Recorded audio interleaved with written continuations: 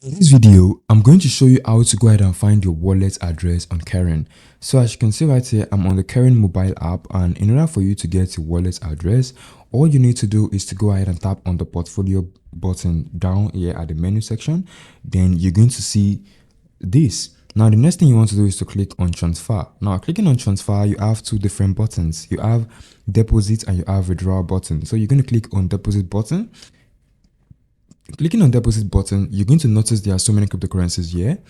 And the next thing you want to do is to go ahead and click on the particular cryptocurrency you want the address. So let's say, for example, you want Bitcoin address. You just need to click on Bitcoin, and it's going to show you different network. So you just have to select the network you prefer.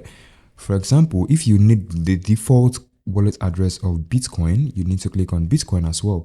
Then click on I understand. It's just going to take a few minutes to load, and here you have it. Here is your wallet address. So if you're trying to find your wallet address for USDT, there is no USDT on Kraken. So if you want to make use of a stable currency, you have to deposit USDC.